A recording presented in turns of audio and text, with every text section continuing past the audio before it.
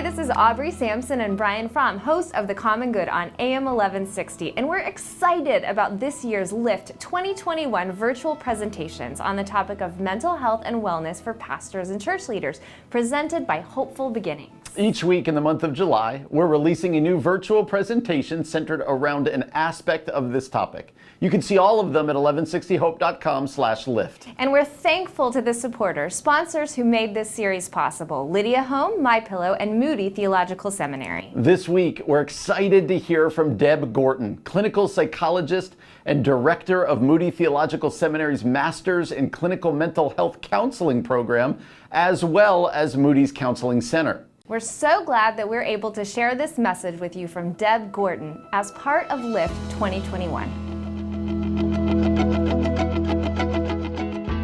Hi, I'm Dr. Deb Gorton. I'm a licensed clinical psychologist and a professor of clinical mental health counseling at Moody Theological Seminary. And I'm so grateful to join you in this series on mental health to talk about today compassion fatigue. I think compassion fatigue is something that is so frequently overlooked in the professions, much like pastoring, where we care for others and we pour ourselves into the care of others. So today, I want to just touch briefly on what are some of the things that can cause compassion fatigue in your ministry work and in the way in which you shepherd your congregation and your staff, and how we can go about addressing that in a variety of ways.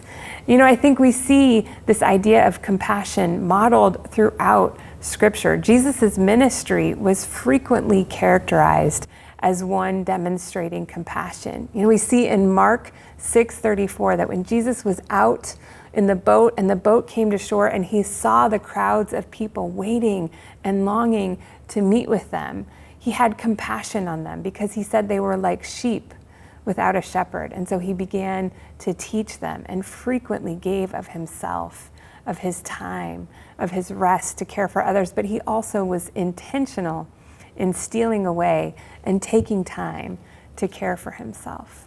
And we're called to model that compassion in our own lives. We see in Colossians 3:12, where it says, "Put on then, as God's chosen ones, holy and beloved, compassionate hearts, hearts that demonstrate kindness, humility, meekness, and patience." We see in Galatians 6:2 that we're called to bear one another's burdens and so fulfill the law of Christ. And yet, that movement of compassion, compassionate care, also has its downsides.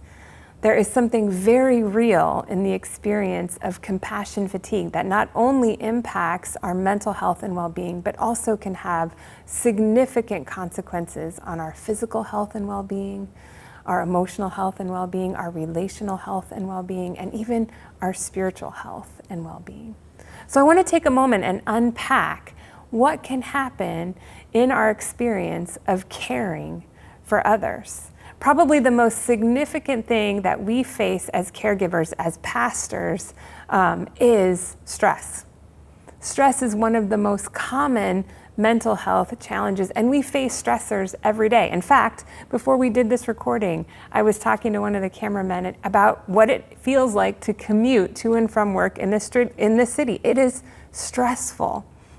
And in this day and age, coming out of a global pandemic, navigating a world that is full of racial tension and unrest, we face enormous stressors every day. And our body actually has stress responses when we're triggered by various environmental cues that cause ourselves to react. And our body has this stress response, and it's a combination of a mental and physical. Our brain is made up of neurotransmitters. Neurotransmitters transmit messages between various synapses in the brain. And when it's combined with our endocrine system and our hormones, we actually impact the healthy functioning of our organs when we navigate stress. It's why stress is so often linked to numerous physical illnesses, including heart disease, hypertension, diabetes, even chronic illnesses, and more significant illnesses such as cancer. And these target organs in our body that respond to stress, they become overwhelmed and over-aroused. And it can have serious detrimental effects on our well-being. As we continue to care for others, we also face something that I think is not frequently talked about, and that's trauma. Many people in the pastoral field encounter traumas in caring for others. Here in Chicago, we have significant rates of gun violence, homicide, significant traumas, especially in under-resourced communities. And these exposures, these experiences also shock and overwhelm our system. A traumatic event is defined as something that causes significant distress, reactions such as fear, horror, hopelessness, helplessness. It often involves a major threat to our physical well-being, our emotional well-being, our psychological sense of safety. And not only does it happen to us, but when we watch it happen to others, to friends, to family members, to people in our community, we can also encounter something called vicarious trauma, which I'm going to touch on in a minute. Usually trauma at its source is unexpected and sudden. It can be a one-time event in our lives that continues to present itself over and over as our body keeps a marker of what that traumatic event caused. Let me give you an example, and this is mild in comparison to what I would define as traumas. But I mentioned I live in the city of Chicago. I walk to work most days, and I don't know if anybody else has tried to navigate this city on foot, but there are some drivers that don't necessarily pay attention to the rules of the road. And on one occasion, I was walking to work, I was waiting for a light to change and for that crosswalk to illuminate that I could cross over the intersection, and it did, and I paused and looked both ways, as I've learned to do, and I stepped out into the street, and a car came barreling through the intersection and came within inches of probably taking my life, in all honesty. And thank goodness I was focused, I was paying attention, and I took a step back. And yet every time I come to that intersection, it's like my brain reminds me of what I experienced there. And I notice my heart starts to beat a little bit faster. I'm much more attuned to what's going on, what we can refer to as hyperarousal. And I look both ways, and I pause much more intentionally and for longer periods of time than other crosswalks in the city. My brain has made a marker of this event in my life, which again, I would say is mild in comparison to the significant traumas many people face. So you can imagine how those trauma responses impact their ongoing mental health and well-being if faced with chronic hyperarousal and navigating the world around you. When we care for others, we can also encounter post-traumatic stress or secondary traumatic stress. These are significant factors that are actually defined as mental health challenges in what's called the DSM, the diagnostic manual that professionals such as myself use to classify symptoms that meet criteria for a specific diagnosis. Post-traumatic stress disorder is an intense arousal after a traumatic stressor that has overwhelmed our coping mechanisms and leaves individuals feeling out of control and helpless. Post-traumatic stress results when a person has been exposed to death, threatened death, actual or threatened serious injury, or actual or threatened sexual violence. It includes direct exposure, witnessing something happening to another person, or actually indirect exposure, learning that a close relative or a friend was exposed to trauma. If the event involved actual or threatened death, it has to be violent or accidental. Now think, in your care for others, how often you've navigated support, prayer, counseling for somebody who's gone through a traumatic event, and how often that repeats in your mind, how often you think about and reflect on, and sometimes even subconsciously dream about these incidences. On the other hand, there's secondary traumatic stress. This is when the presence of post-traumatic stress symptoms are caused by at least one indirect exposure to traumatic material. Several other terms capture elements of this definition, but not all are interchangeable with that. So I do want to clarify what secondary traumatic stress is in comparison to post-traumatic stress. Secondary traumatic stress, again, is that exposure to somebody else's trauma. And again, how often do we face that in pastoral care and leadership? And that brings me to compassion fatigue. Oftentimes, compassion fatigue is referred to as the cost of caring. It's the cost of caring for others' emotional well-being, physical well-being, spiritual well-being, and it's characterized by deep physical and emotional exhaustion and a pronounced change in our ability to feel empathy for others, for loved ones, for coworkers. I would imagine that many of you listening have or maybe are going through the experience of compassion fatigue right now. It's very real. And again, compassion fatigue is oftentimes used interchangeably with secondary traumatic stress. But here's the difference. The difference comes between the two because in secondary traumatic stress, it's specific to individuals who treat traumatized populations, whereas compassion fatigue generalizes to individuals who treat an array of other populations. So compassion fatigue in pastoral ministry is significant. I also want to talk about vicarious trauma for a minute. I mentioned this earlier, and vicarious trauma happens when there's a change in the inner experience of ourselves as professionals in the pastoral capacity, in the counseling and care capacity. It's an interchange from empathic engagement, being able to really actively empathize with others, and instead kind of having this barrier, this sense of indifference, a lack of interest or involvement, isolation, and this internal change occurs when there's been a cumulative exposure to ongoing stress and trauma. And so we no longer feel like we can trust others or ourselves. We no longer feel like we have a sense of agency or control over the circumstances around us. We don't feel safe. We maybe struggle with our sense of esteem and intimacy. And the hallmark quality of vicarious trauma is a disruption in our spirituality, our sense of meaning, and hope. Finally, when we care for others, we can also experience burnout and what's called compassion satisfaction. What oftentimes drives people in the helping fields and the care fields into that profession to begin with no longer becomes satisfying.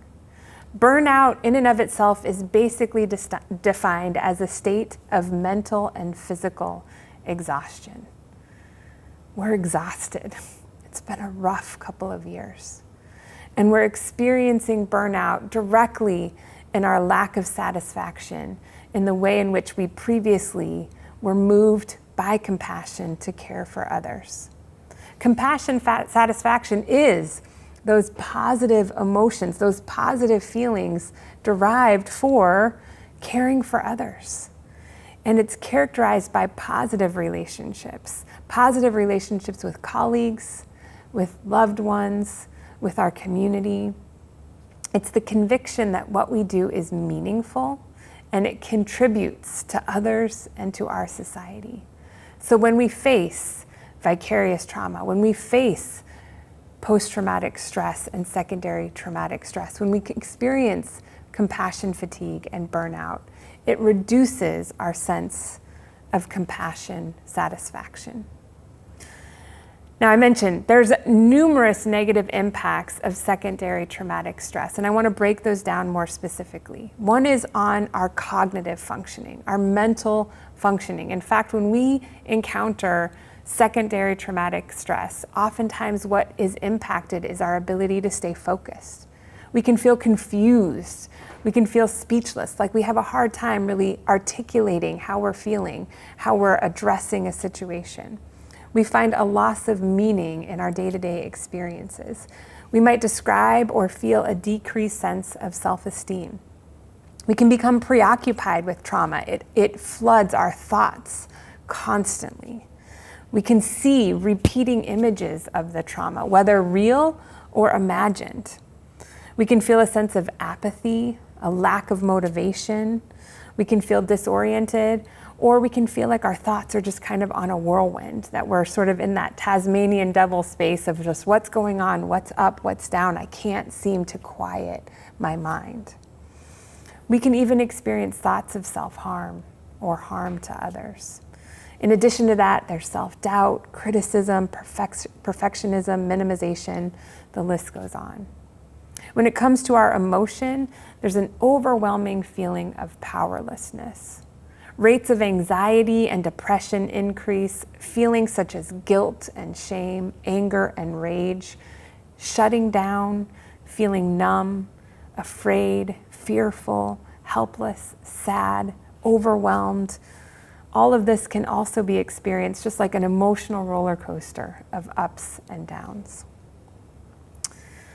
Stress and secondary traumatic stress can also affect our behavioral functioning. We can become clingy to others, or we can be impatient.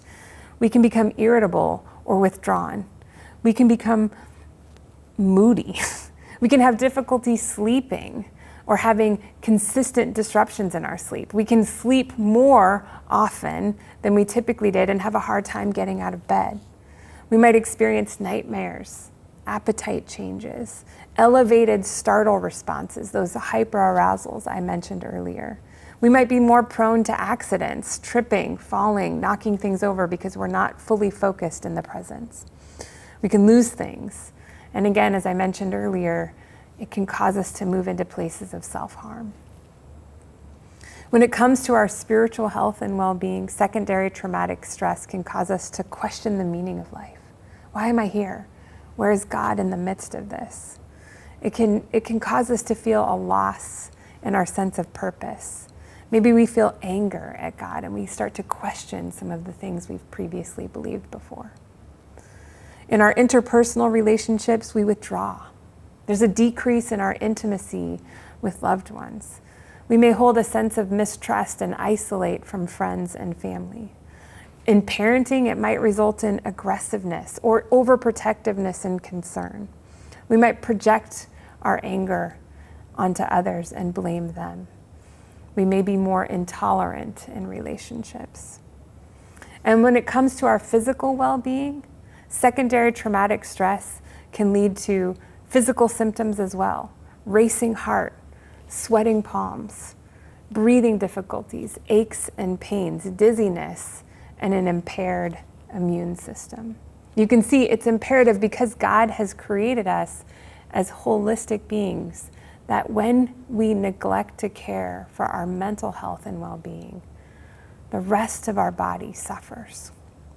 And this carries over into our day-to-day. When it comes to our performance in the work that we do, for you as pastors, there's a decrease in the quality of care you provide. There's a decrease in the quantity of work you engage in.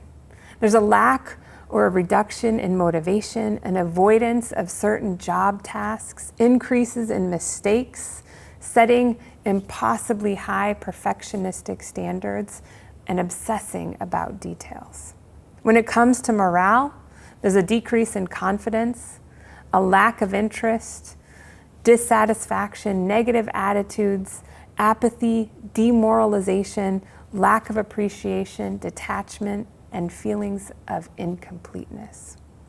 And when it comes to our interpersonal interaction with colleagues, we withdraw.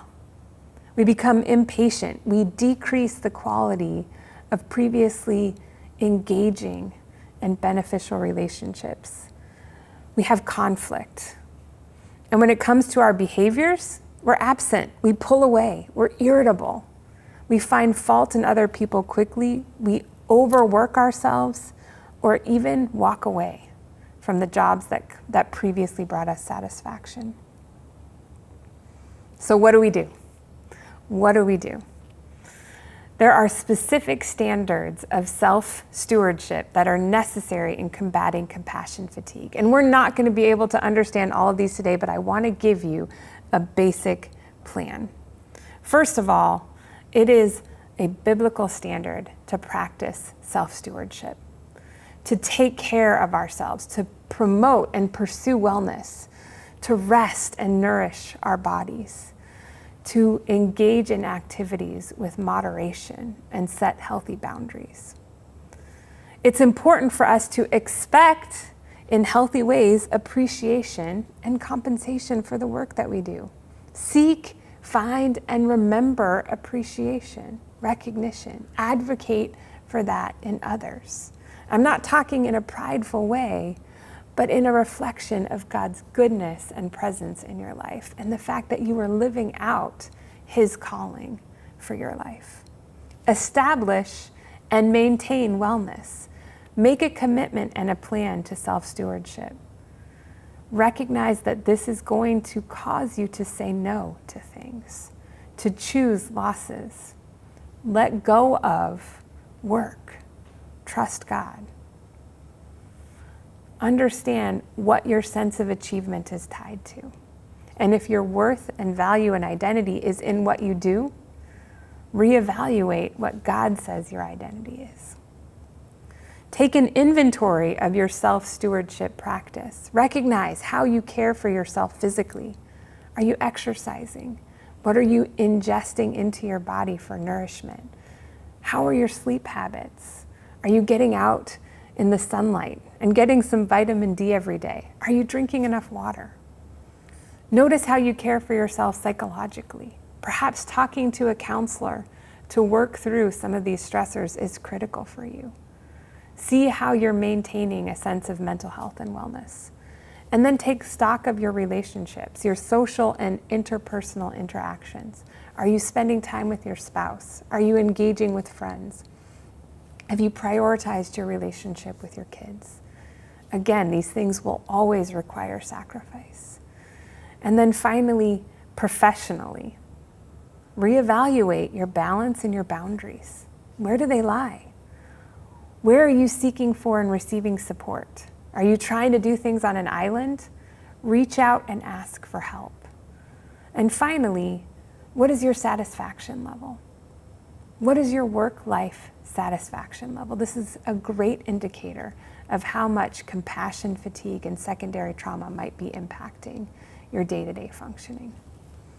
God has called us to care for ourselves so that we can care for others. In 1 Thessalonians 5:23, God Himself says, as the God of peace, that He will sanctify us completely, and that our whole spirit, our whole soul and body will be kept blameless at the coming of our Lord Jesus Christ. God cares for us holistically, and He promises us rest.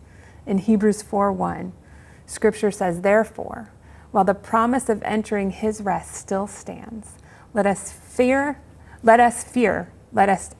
any of us should fail to reach it.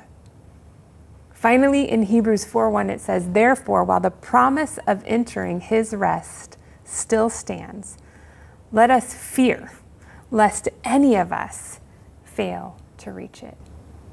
My prayer for each and every one of you is that you will commit to a practice of self-stewardship as you navigate the very real and lived reality of compassion fatigue in your care and work as pastors.